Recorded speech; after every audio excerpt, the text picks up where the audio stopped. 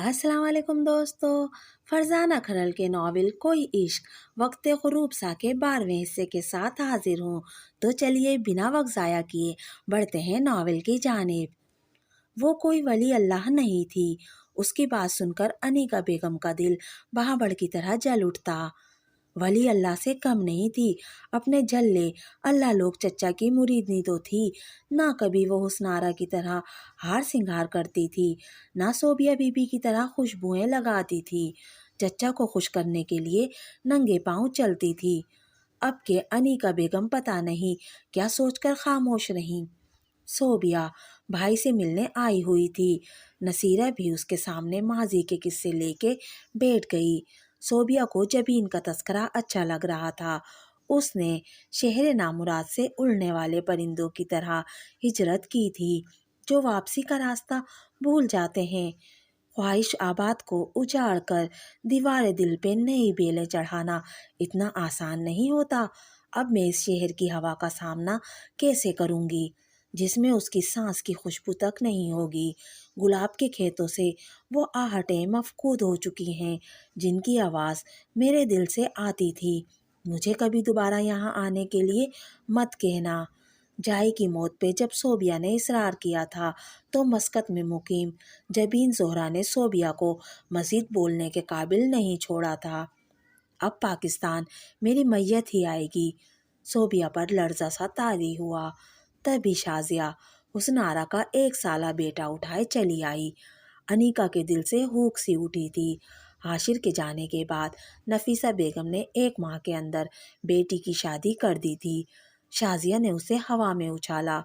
ارے کمبخت، گر جائے گی۔ نصیرہ نے ہول کر دیکھا۔ جان بوجھ کر حسنارا اپنا بیٹا ادھر بھیجتی ہے کہ دیکھ میں تو شاد و آباد ہوں، تیرا بیٹا ہی پتہ نہیں کس کا سیاپا ڈال کے بیٹا ہے۔ انیکا بیگم کے دل میں جمع غبار زبان کی چمنی سے خوب نکلتا تھا۔ اپنے حاشر میاں ایسا کچھ غلط بھی نہیں کہتے، اس کا دل خوش کر دیں، 1-2 سالوں میں وہ بھی بال بچوں والا ہو جائے گا۔ نصیرہ نے ہمت دکھا کر دل کی بات کہہ ڈالی تھی۔ دنیا کو کیا منہ دکھاؤں گی نصیرہ کہ بیٹے نے طرحدار کی بہو سے شادی کر لی؟ وہ لٹی پٹی سی آواز میں بولی۔ وہ طرحدار کا پوتا یا پوتی ساتھ لے کر نہیں آئے گی۔ نصیرہ آج مالکن سے 2 ہاتھ کر لینے کے موڈ میں تھی۔ میں کہہ دیتی ہوں نصیرہ، چپ کر جا، مجھے چاروں طرف سے گھیرنے کی کوشش کی جا رہی ہے۔ بیٹی بھی بھائی کی حمایت میں بولتی ہے اور شوہر تو پہلے ہی کہہ چکا ہے بیٹے کی ضد کے آگے ہار مان لو، میں اسے بے وارث نہیں رہنے دوں گا۔ اور وہ شوہر کو سوچ کے رہ گئیں۔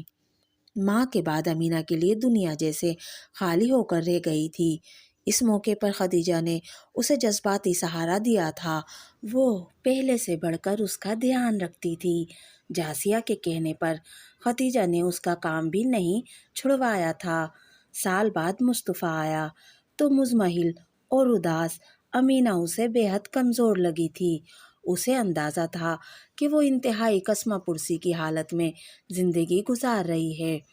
16 سالہ نواسے کا امینہ کے آگے پیچھے پھرنا، کام میں اس کا ہاتھ بٹانا، اس کی دلجوئی کرنا، اس کی نانو کو کوئی انوکھی کہانی نہیں لگ رہی تھی، بلکہ ان دونوں کو ساتھ دیکھ کر ان کی آنکھیں چمک اٹھتی تھیں۔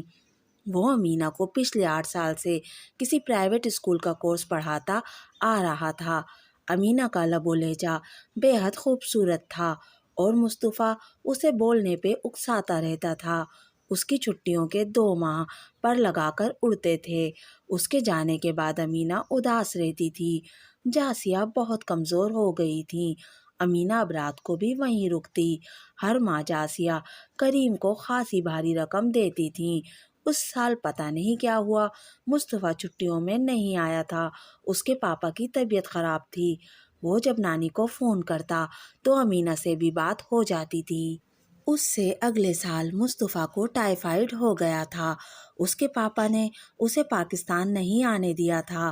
امینہ کی زندگی میں مصطفیٰ کی دوستی خوشیوں کی طرف کھلنے والا جھروکا تھی جو اسے لگتا تھا کہ اب بند ہو چکا ہے۔ مگر نانو اب بھی دن گن گن کے اس کا انتظار کر رہی تھی۔ چھٹیوں سے قبل ہی تمام گھر نئے سرے سے پینٹ کروایا گیا، فرنیچر سے لے کر ہر چیز کی ترتیب بدل دی گئی۔ چھٹیاں ہوئے بھی 3 دن ہو گئے مگر وہ نہیں آیا تھا۔ وہ نانو کے کمرے میں سو رہی تھی۔ لاؤنج کے باہری دروازے پہ ہلکے ہاتھ سے دستک ہوئی تھی۔ اس وقت امینا بغیر دوپٹے کے ننگے پاؤں باہر آئی۔ جو بھی ہے چوکیدار نے دیکھ بھال کر بھیجا ہوگا، پھر بھی احتیاطاً کون کہہ دیا۔ دروازے کے پاس رفعت نہیں، دھڑکنیں بھی رکی تھیں۔ میں جواب بھی ایک لفظی تھا۔ دوسرے ہی پل دروازہ کھل گیا تھا۔ سوئی جاگی امینا کے لمبے شہد رنگ بال پشت پر اور سامنے بکھرے ہوئے تھے۔ مصطفیٰ اس پر سے نظر ہٹانا بھول چکا تھا۔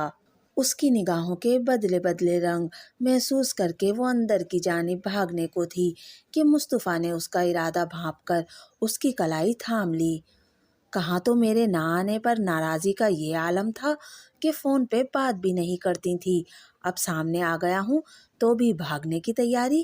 وہ شریر سا ہو کر بولا، وہ میرا دوپٹہ پتہ نہیں۔ اس بار وہ اس کی آنکھوں سے کنفیوز ہو رہی تھی۔ اس نے فوراً کلائی چھوڑ دی مگر اس کے پیچھے ہی چلا آیا، اب میرے لیے اچھی سی چائے بنا کر لاؤ۔ اتنی رات کو؟ وہ اس کی فرمائش پہ حیران ہوئی۔ آرام سے، نانو کے جاگنے تک باتیں کریں گے، صبح تو باقی لوگ بھی ہوں گے۔ تو ہماری کون سی خفیہ باتیں ہیں جو سب کے سامنے نہیں ہو سکتی؟ وہ دوپٹہ درست کرتے ہوئے کچن کی طرف آئی۔ خفیہ ہو نہ ہو مگر وہ ہنسا تھا، پھر چند لمحوں کا وقفہ دے کر بولا، سب کے سامنے نہیں ہو سکتی۔ اس کے لہجے میں کچھ ایسا تھا کہ وہ پلٹ کر دیکھ نہیں پائی۔ مثلاً اس نے کچھ نہ کچھ تو کہنا تھا۔ میں نے تمہیں بہت یاد کیا۔ وہ ذرا سا رخ موڑ کر اسے دیکھنے لگا۔ میں یہ بھی جانتی ہوں۔ وہ ذرا سا پرے سر کی اور کپ اٹھا کر چولہے کے پاس رکھا، اور مجھے لگا کہ اب دوستی اور نہیں چل سکے گی۔ امینا نے صورت سے چہرہ گھما کر اسے دیکھا۔ اس کی ہرنی جیسی آنکھیں نمکین پانی سے بھر گئی تھیں۔ وہ چائے چھاننا بھول کر اس کے خوبصورت ترین نقوش دیکھنے لگی۔ مجھے لگتا ہے، اس نے اس کا رخ اپنی طرف کیا، میں تم سے محبت کرتا ہوں۔ ان الفاظ نے اسے فرش سے اٹھا کر اس دنیا کے سب سے شاندار، سب سے قیمتی، بلند و بالا محل کی سب سے اونچی بالکنی میں کھڑا کیا تھا۔ نمکین پانی آنکھوں کے کناروں تک پھیل گیا تھا۔ وہ بھاگتی ہوئی سیڑھیاں چڑھ گئی اور خود کو کمرے میں بند کر لیا۔ وہ سب سے نچلی سیڑھی پہ سر تھام کے بیٹھ گیا۔ اس کے دروازے پہ ہلکی سی دستک ہوئی۔ رات کے 2:30 بج رہے تھے، سردیوں کی گہری تاریک راتیں۔ ابھی تو وہ پاپا کا اظہار محبت انجوائے کر رہی تھی، مگر اس وقت کون ہو سکتا ہے؟ اگرچہ وہ اندر سے ڈر گئی تھی مگر مضبوط لہجے میں پوچھا، کون ہے؟ میں آپ کا ہمسایہ ارقم زیدی۔ گھر میں پانی ختم ہو گیا ہے، تھوڑا سا دے دیں تو؟ اس کی سانس سینے میں اٹکی۔ ایک ہی گھر کو بیچ میں دیوار ڈال کر 2 حصوں میں تقسیم کر دیا گیا تھا۔ صحن کی باڑ بآسانی پھلانگی جا سکتی تھی۔ وہ دروازہ کھول کر اسے پانی دے ہی دیتی اگر اس نے رات کو اس کی بیوی کو کہیں جاتے نہ دیکھا ہوتا۔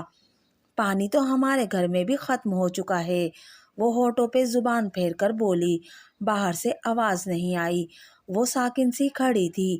5 منٹ بعد پھر لاک گھمایا گیا۔ یہ اس کی نیت تھی جو مشان پہ آیا ہوئی تھی۔ وہ دبے قدموں بیڈ روم کی طرف آئی، پھر پتہ نہیں اسے کیا ہوا، وہ پھوٹ پھوٹ کے رونے لگی۔ امامہ کو جنت مل گئی، جائی کو جنت مل گئی، مجھے کیوں نہیں مل سکتی؟ کیوں؟ وہ خود سے سوال کر رہی تھی، وہ اس معاشرے سے سوال کر رہی تھی۔ اس کے سوال کا کسی کے پاس جواب نہیں تھا۔ حاشر، یاد کرو، آج سے 2.5 سال پہلے جب تم واپس جا رہے تھے اور تم نے میشان سے شادی کی فرمائش کی تھی تو تم نے کہا تھا آپ میشان کو نہیں جانتی، وہ نفرت بھی چھپ کے نہیں کر سکتی۔ تم تو اس کی شادی کے فوراً بعد باہر چلے گئے تھے، پھر تم اسے کیسے جانتے ہو؟ آج انیکا بیگم نے ماں بن کر اس سے سوال کیا تھا۔ ان سے اب بیٹے کی اداس حالت نہیں دیکھی جا رہی تھی۔ حاشر کبھی چائے کی گود میں اسی طرح سر رکھ کر لیٹا کرتا تھا اور جب جائی نے میشان کے بارے میں پوچھا تو اس نے ایسے ہی تڑپ کر سر اٹھایا تھا۔ تب وہ اسے کھو چکا تھا اور اب وہ اسے ڈھونڈ رہا تھا۔ میں اسے بہت پہلے سے جانتا تھا۔ ماں کے سامنے اعتراف کرتے ہوئے اس کا لہجہ ہی نہیں، آنکھیں بھی بھیگی تھیں۔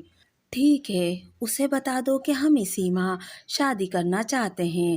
اس کے رضامند ہونے پر بھی حاشر کے چہرے پہ خوشی کے رنگ نہ اترتے دیکھ کر وہ چونکی۔ پتہ نہیں وہ کہاں ہے، کس حال میں ہے۔ اس نے کبھی مجھ سے کوئی رابطہ نہیں رکھا۔ وہ اپنے ٹوٹے لہجے کو جوڑنے کی کوششوں میں ناکام ہو رہا تھا اور انیکا اپنے خوبرو جوان بیٹے کا چہرہ دل گرفتی سے دیکھنے لگی۔ دوسرے دن اس نے ہمنا کے سامنے تمام باتیں کھول کے رکھ دیں۔ جب تک اس کی بیوی واپس گھر نہیں آ جاتی، پلیز تب تک مجھے یہیں رہنے دو۔ اس کی حالت کے پیش نظر ہمنا نے اس بات میں سر ہلایا۔ لیکن صرف چند روز، کیونکہ پھر میرا شوہر آ جائے گا۔ مگر میشان، ایسا کب تک چلے گا؟ اس لیے کہتی ہوں میری بات مان لو، ایک دو رشتے میری نظر میں ہیں۔ نہیں ہمنا، ایسا نہیں ہو سکتا۔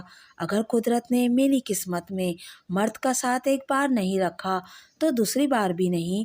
ہمنا اس پہ ایک سپاٹ نظر ڈال کر وہاں سے اٹھ گئی۔ وہ جانتی تھی کہ اس کی سہیلی ناراض ہو کر اٹھی ہے، مگر اس کا دل یہ بندھن کسی سے بھی باندھنے کو نہیں کرتا تھا۔ وہ صبح اٹھی تو گھر میں معمول سے ہٹ کر چہل پہل تھی۔ ہمنا کے بچے بھی خوب چہک رہے تھے۔ ایک مرد کو بے تکلفی سے کچن ٹیبل پہ ناشتہ کرتے دیکھ کر وہ سمجھ گئی تھی کہ ہمنا کا شوہر واپس آ چکا ہے۔ اسے کچن کے دروازے پہ ایستادہ دیکھ کر ہمنا نے اس کا تعارف کروایا۔ آذر، یہ میری بہترین دوست میشان۔ وہ مبہوت سا اسے تک رہا تھا، ایک دم کھل کر ہنسا۔ ارے بھائی ہمنا، رک کیوں گئی؟ سارا مضمون سناؤ، میری بیسٹ فرینڈ، اور آگے شروع ہو جاؤ۔ اس کی بات پہ وہ دونوں بھی جھینپ کر ہنس دیں۔ دوستو، یہ تھا مکمل ناول کوئی عشق وقت غروب سا کا 12واں حصہ۔ آپ کو میری آج کی ویڈیو کیسی لگی مجھے کمنٹ کر کے ضرور بتائیے گا۔ اگر آپ کو میری آج کی ویڈیو پسند آئی تو پلیز میرے چینل کو سبسکرائب کیجیے، میری ویڈیو کو لائک اور شیئر کیجیے۔ ملتے ہیں اگلی ویڈیو میں، تب تک کے لیے اللہ حافظ۔